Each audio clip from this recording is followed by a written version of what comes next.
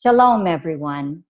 I want to first thank Rabbi Shapira for giving me this opportunity to speak to you at this special time of Shavuot.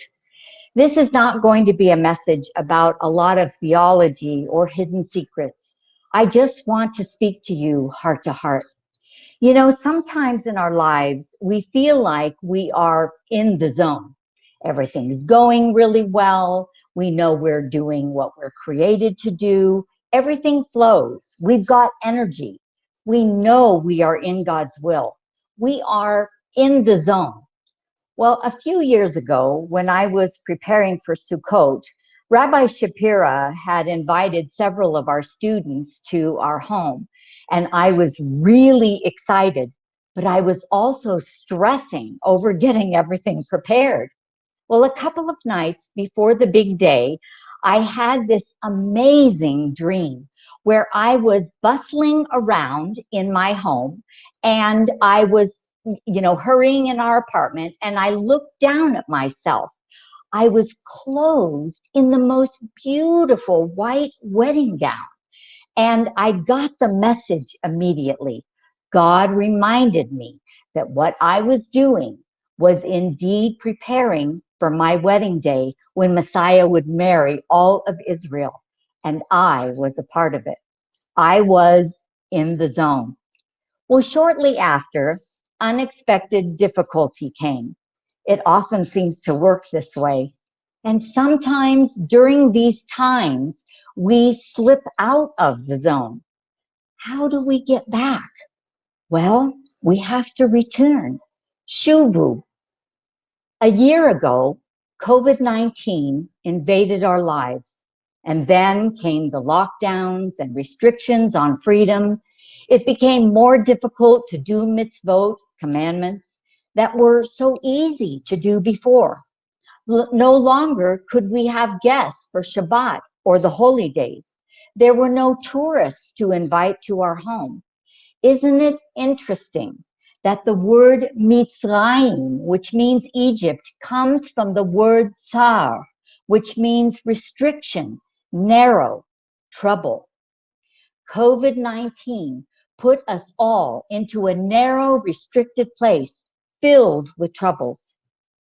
Well, we moms know how difficult it is to birth a baby. The birth canal is narrow, and pushing out a baby is very painful. It's messy. Yet, metaphorically speaking, there is a way to birth this baby, I'm talking of the Geulah, and to keep our wedding gown spotless, pure, and white in the midst of this mess. The answer, my friends, is a mitzvah, a commandment. The Torah is known as a kele, a tool to bring the light of Mashiach to our world. In Pirkei Avot 4:2, one of our sages, Ben Azai, says, run to do an easy mitzvah and flee from sin, since one mitzvah leads to another mitzvah. You know, in times like this, we simply need to go from one mitzvah to another and then to another after that. This is how we get back into the zone. And I strongly suggest that the easiest ones to do are the ones we do for our brother or sister or family.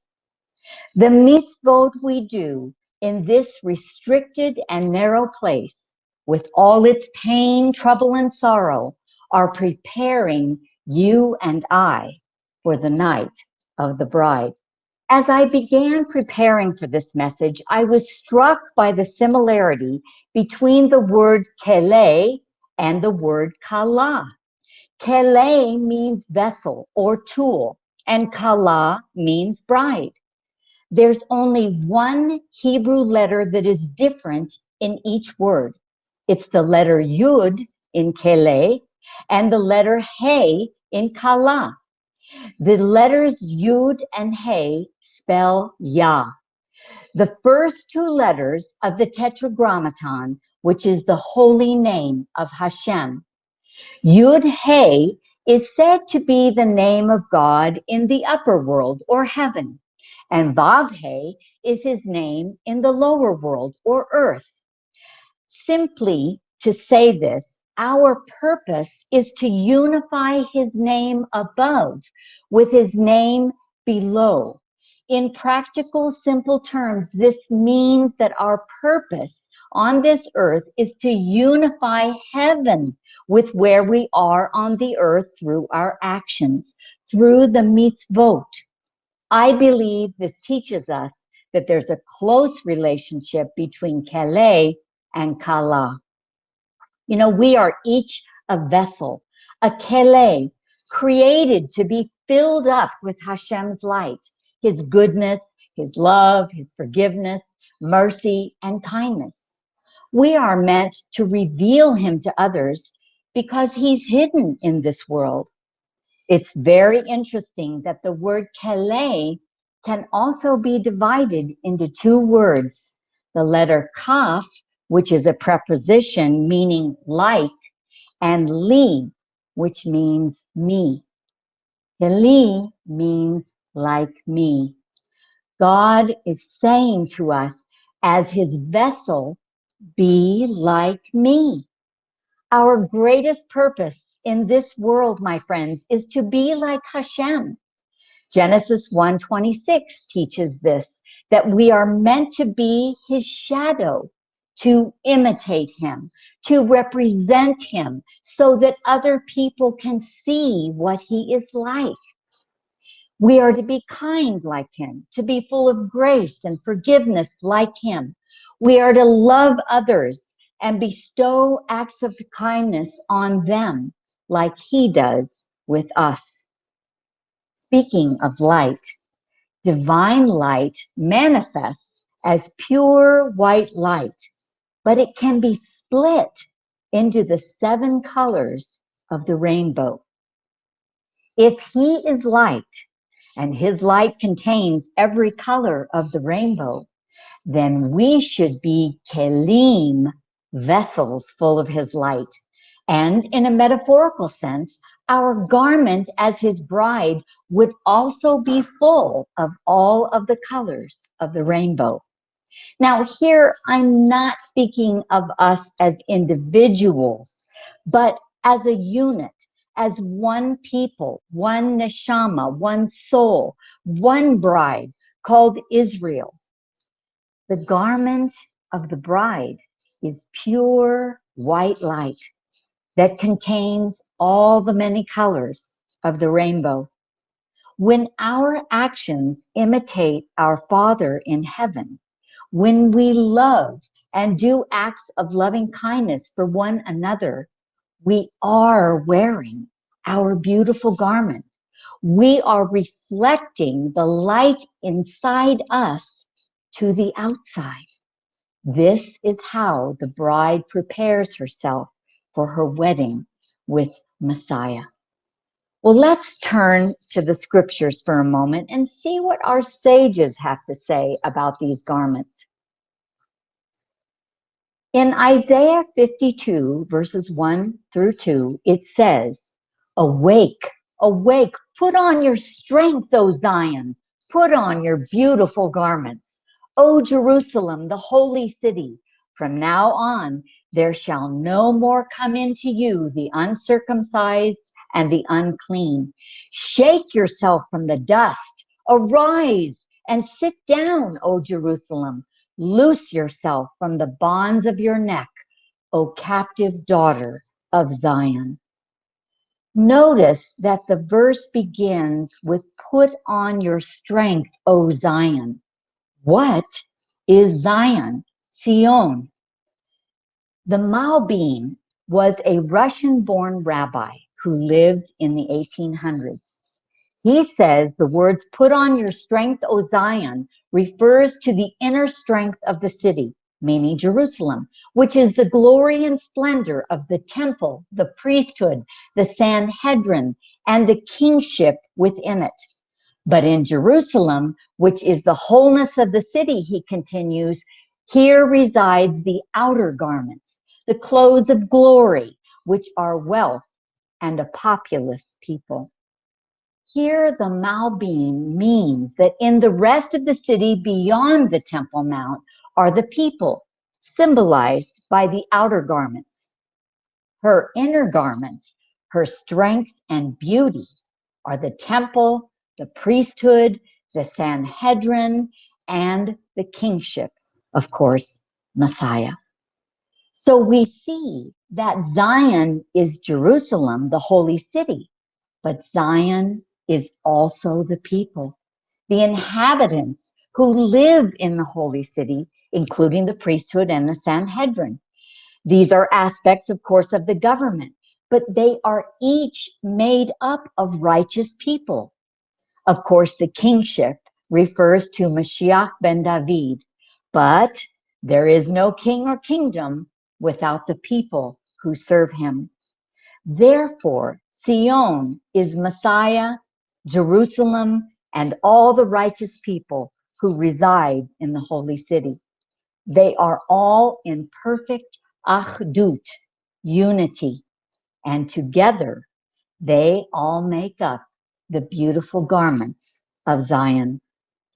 These beautiful metaphors are meant to remind us who we are called to be. Jerusalem, the temple, the priesthood, the Messiah, and the daughters and sons of Zion are one. We are the people of Zion, Jew and Gentile. We are all one bride in Hashem's eyes, and each of us adds our uniqueness to this beautiful garment. We are the many colors of the bride of Israel. Well, there's one final verse that summarizes who we are called to be. It is found in Song of Songs, Shir HaShirim 1, verses 6 through 8. And Rabbi Shapira talks about this in the COVID-19 book on page 433.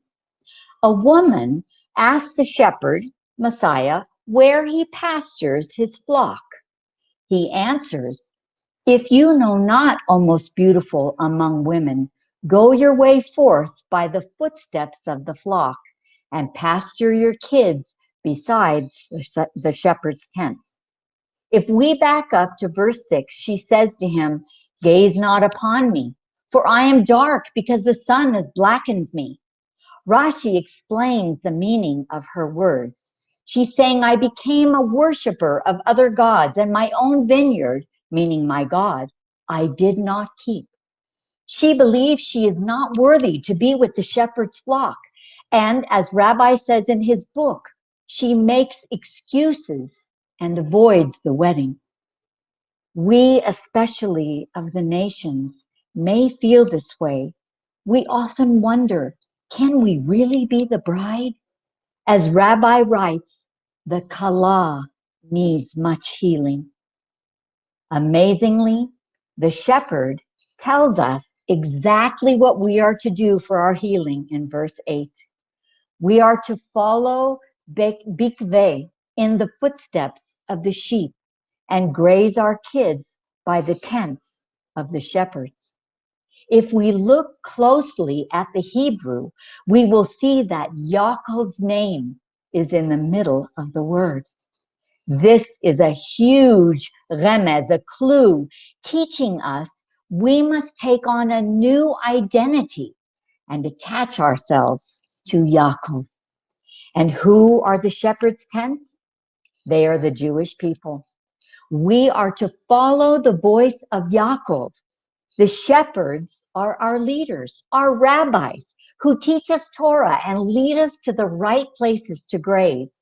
According to Rabbi Shapira in the book, the sheep are those who practice the voice of Jacob, practice the Torah, and worship Messiah's name. This is what it means to be in the zone. Don't say, I am dark and blackened by the sun. Don't focus on where you came from. If you have joined the flock of Yaakov, you have a new identity. Instead, see yourselves in the words of Revelation 7:9. And after this I looked, And behold, a great multitude that no one could number, from every nation, from all tribes and peoples and languages, standing before the throne and before the Lamb, clothed in white robes, with palm branches in their hands. We are the Kelim, who carry in our innermost essence the light of Messiah. The gown of the Kala is indeed a beautiful garment of every color of the rainbow, people from every nation, tribe, and language, manifesting as pure white light, the light of Messiah. Come. The Spirit and the bride say, come. You are invited to come and add your unique colors to the beautiful garment of the bride of Israel, the bride of Messiah. Litraot.